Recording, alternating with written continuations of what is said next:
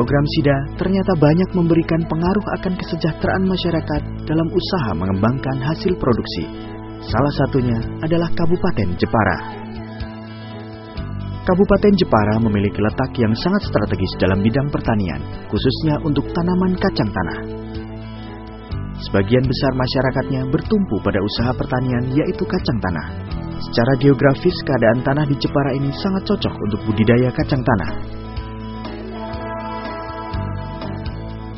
Keinginan untuk meningkatkan kesejahteraan masyarakat petani kacang tanah dan dukungan dari semua pihak, baik yang berada di tingkat kecamatan, kabupaten maupun provinsi, telah membuat sejumlah petani kacang tanah Kecamatan Pakis Aji sepakat untuk membentuk forum klaster. Adapun nama klasternya adalah Forum Rembuk Klaster Kacang Tanah Sulebu Makmur. Klaster kacang tanah ini dikelola oleh 32 kelompok tani yang tersebar di 3 desa Kecamatan Pakis Aji. Maksud pembentukan klaster tersebut adalah keinginan dari para petani kacang tanah yang tergabung dalam Gapoktan di 3 desa, yaitu Desa Swawal Timur, Lebak, dan Bulungan. Di Kabupaten Jepara ini telah dikembangkan model Den Farm yang dikelola oleh klaster kacang tanah Sulebu Makmur. Den Farm ini merupakan lahan percobaan atau percontohan aplikasi teknologi budidaya dan pasca panen untuk peningkatan produktivitas kacang tanah. Namun sebelum ada klaster didirikan, petani cara budidayanya masih secara tradisional, sehingga produksi tidak begitu banyak. Namun setelah adanya klaster didukung oleh dari pemerintah daerah yang ada di kabupaten, terbentuklah klaster. Kami sebagai penyuluh yang ada di lapangan membina teknologinya, yaitu teknologi yang sesuai dengan karakter tanah di Kecamatan Pakis Aji.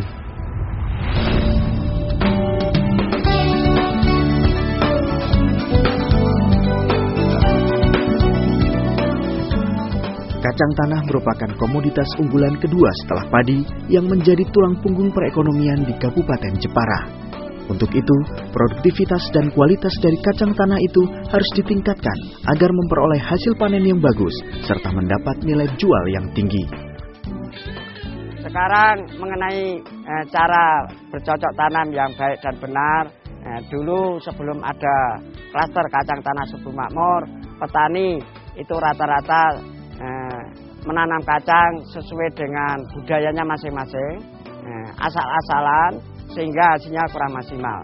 Kadang-kadang per hektar itu sangat menyolok, kurang dari 2 ton. Biasa menjadi 1,5 ton. Itu sebelum ada klaster.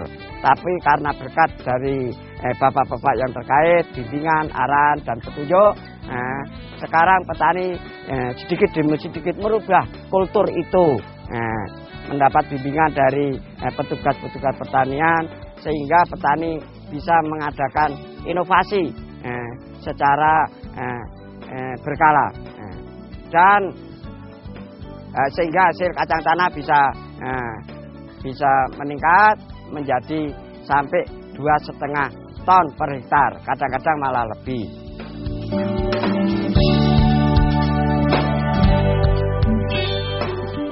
Dengan proses penanaman yang baik, maka akan diperoleh hasil yang baik pula.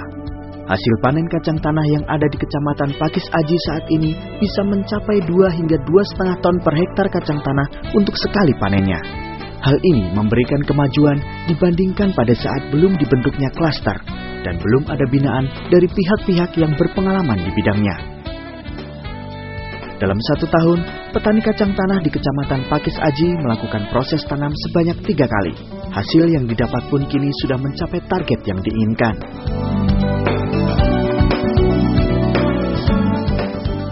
Petani kami di lahan ini mengikuti prosedur daripada bimbingan pemerintah.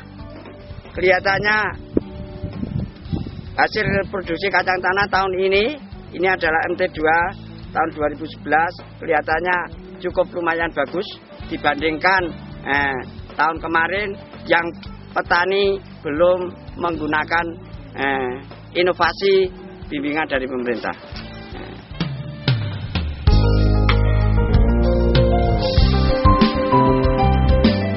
Saat ini, para petani klaster Sulebu Makmur tidak merasa kesulitan dalam memasarkan kacang tanah.